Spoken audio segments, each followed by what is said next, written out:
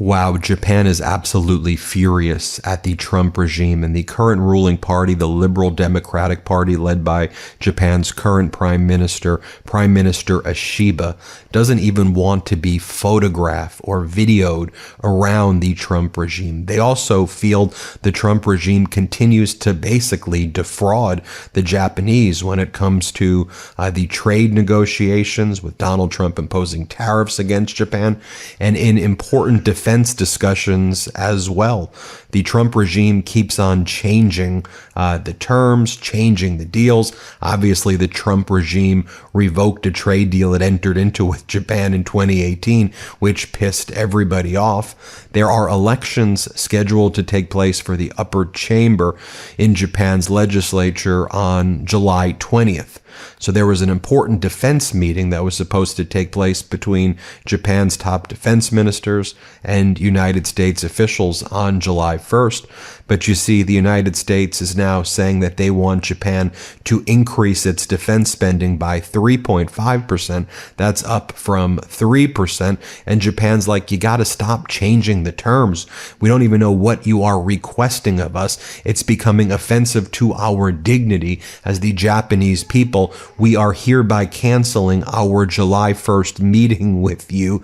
And a lot of this is also because people believe the Liberal Democratic Party is going to lose a lot of seats in the upper chamber come July 20th. And they also want to stop some of that bleeding. They know it could be a bloodbath if they're seen with Trump regime officials, especially in Washington, around that July 20th election. This is the Trump effect we've been seeing across the world, where governments have fallen, or people who were expected to win elections, like the Conservative Party in Canada or the Liberal Party, which is actually the Conservative Party in Australia, but based on their relationship with Donald Trump, the people have rejected governments that want to be cozy with Donald Trump. They want people who are standing up to Donald Trump. So here's what the Financial Times is reporting after the Japanese canceled this July 1st meeting. Japan scraps U.S. meeting after Washington demands more defense spending. Allies' top defense and foreign policy officials were due to hold talks on July 1st. Japan doesn't want to do this. Japan canceled this top-level meeting, as I just mentioned, with the U.S. after the Trump administration abruptly told Tokyo, spend more on defense, sparking anger in Washington's closest Asian ally. U.S. Secretary of State Marco Rubio and Defense Secretary Pete Hegseth were due to meet Japan's Defense Minister General Nakatani and Foreign Minister Takashi Iwaya in Washington on July 1st for annual security talks known as the 2+2. But Tokyo scrapped the meeting. We don't want to meet with you, Trump regime, after the U.S. asked Japan to boost defense spending to 3.5%. higher than its earlier request of 3%. The new higher demand was made in recent weeks by Elbridge Kobe, the third most senior official at the Pentagon, and that sparked a lot of anger in Tokyo. The same way the Trump regime's changing trade demands have sparked anger in Tokyo, with a lot of people in the opposition party calling the Trump regime a group of felons, a group of extortionists. The tension over security issues comes among these issues of the trade talks, where Donald Trump revoked the deal that he negotiated with Japan in 2018 and continues to really defame the Japanese people and Japan's government and lies about the trade relationship between the United States and Japan. One senior Japanese official told the Financial Times that the decision to cancel the July 1st meeting was also related, as I said, to the July 20th upper house election, where the ruling Liberal Democratic Party is expected to suffer a loss of seats. Christopher Johnstone, a former senior U.S. government Japan expert, said Tokyo viewed the 2+2 meetings as a very high priority because they provided politically valuable opportunities to showcase the strength of the U.S. and Japan alliance. He said postponing the meeting until after the Japanese signaled significant unease in Tokyo about the state of the bilateral relationship and its outlook. Tokyo appears to have concluded that the political risk of meeting before the election was higher than the potential gain. A pretty extraordinary assessment if true. Now, you may remember this name because I've talked about it a lot. Elbridge Colby, who's this Undersecretary of Defense, the third highest position in the Pentagon. This is also the guy who basically is very skeptical of the AUKUS agreement, the Australia, UK, US trilateral phase 1, phase 2, providing significant defense protection that Australia was depending on as well. And Elbridge is doing a 360-degree review of AUKUS. And Australians are worried that because Elbridge has talked a lot of crap about the AUKUS relationship, that the U.S. is going to pull out of that trilateral relationship as well. So the Trump regime is destroying its relationships all throughout the world. You know, I had the opportunity here, and we love to speak to experts on the MeidasTouch Network. I want to get you the best information out there. So I was able to speak with the former ambassador to Japan, who was also the former chief of staff in the Obama administration, Rahm Emanuel. And Ambassador Emanuel laid out for me the disastrous economic policies that the United States under the Trump regime have put into place, if you even want to call them policies, and how Japan is perceiving that. Here's Ambassador Emanuel talking to me. Play this clip. The largest investor in the United States, 4 consecutive years, of which nearly half of their investments are in manufacturing and in industrial. They said, we're not going to do a quick deal. And the key word, not deal, the key word there is quick. Every foreign government now, Japan and China also, know that the president is desperate for quick deal, just a press release. Don't care what the substance is.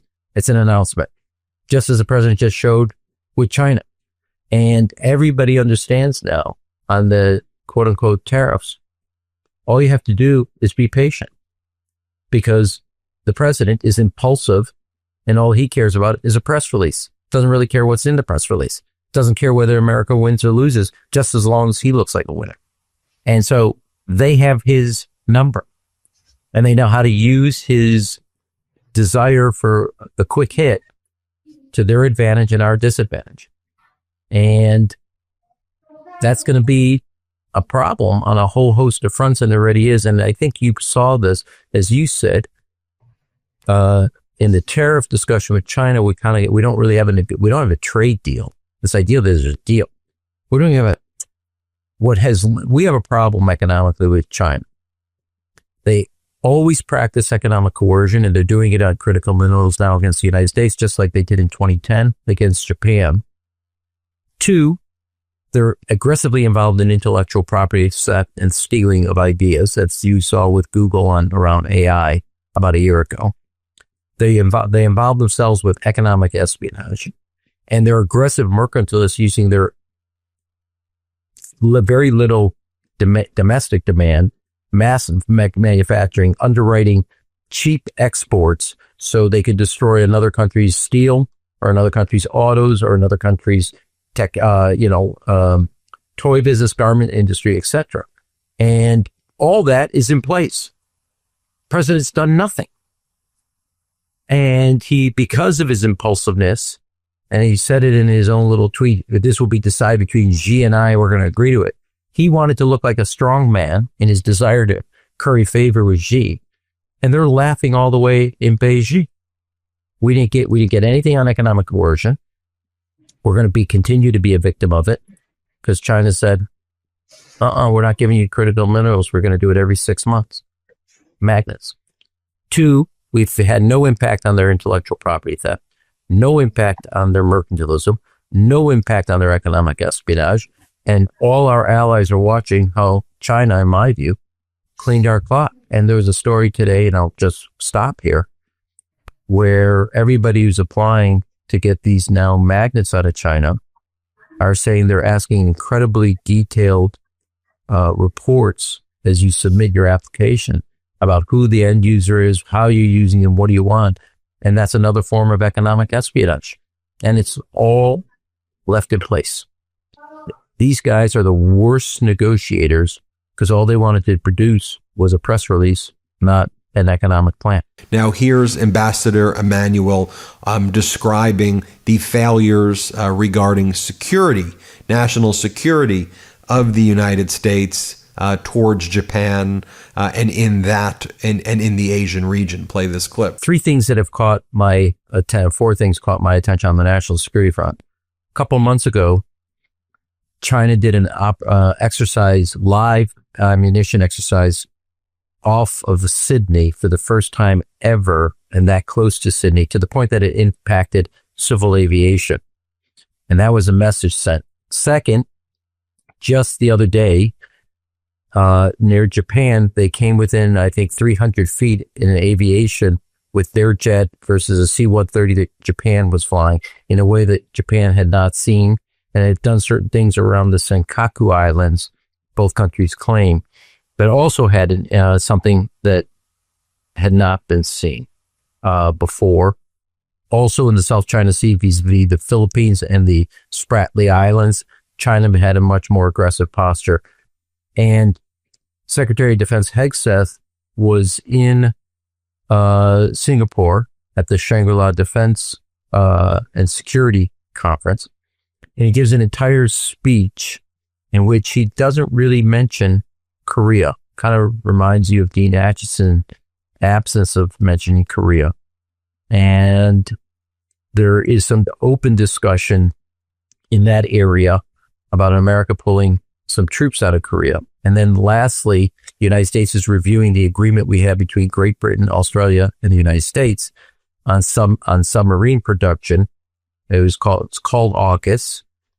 And you look at all of these events, call it in a 60-day period, you have a much more aggressive China and a much more retreating, unsure America, which is destabilizing the confidence of an Australia, a South Korea, a Japan, or a Philippines, our traditional allies, and not just allies, how America projects deterrence in the region. Now, with respect to the opposition party, you may have seen this clip here before on the MeidasTouch network, but here's how the opposition leaders in Japan are beating the drum regarding Donald Trump being an extortionist. Play this clip. What the United States is saying is completely unreasonable.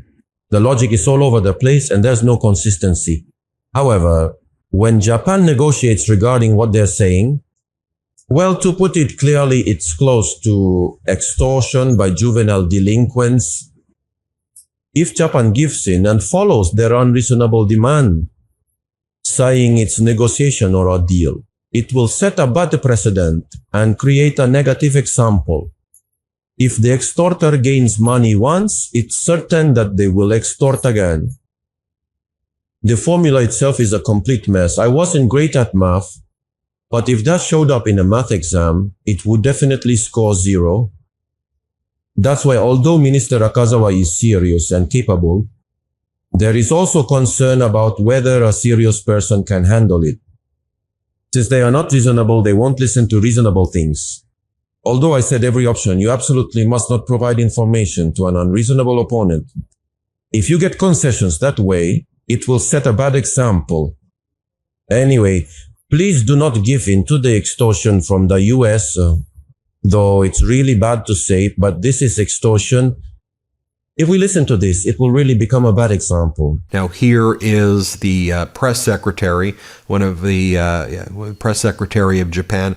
Here was a recent speech that he gave where he conveyed the deep concerns that the Japanese business community have towards the United States. Play this clip. This morning, our Prime Minister met representative of Japanese community here, and he heard every concerns and opinions of local businessmen. And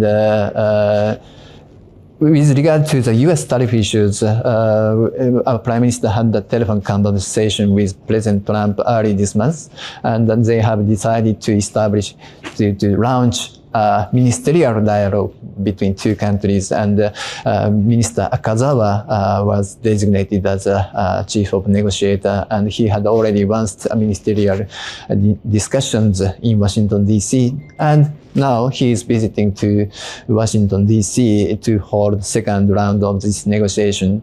And as for the U.S. tariff issues, I think that the tariff actions could affect a lot on the global economy as well as this free trade system.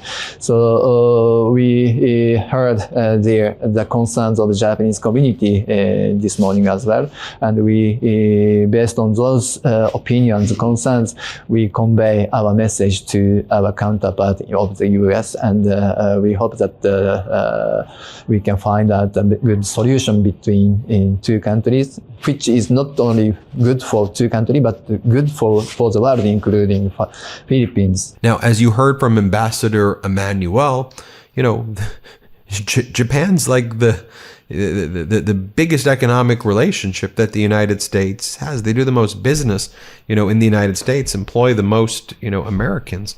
And this is how America is treating Japan. And it is an extraordinary thing that Japan had to cancel that July 1st meeting, a critical meeting, viewing the risks of exploring and strengthening a bilateral relationship was more risk. Is more risk to have that meeting than to not have that meeting. So Japan is building up its military now on its, you know, on its own.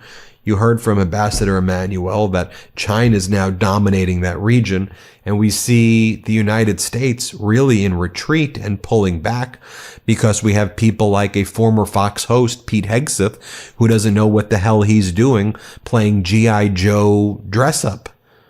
That's what's happening when you have really inexperienced, really bad people, and people who outright want to tear down America's relations with the world. I hope that gives you better context for what's going on, why there's no trade deal with Japan, and why a trade deal with Japan doesn't seem like it's going to be in sight anytime soon. Tell me what you think. Now hit subscribe and let's get to 5 million subscribers. Thank you for watching. The truth is more important than ever. Check out our new Truth Over Lies collection at store.MeidasTouch.com. All 100% USA Union made.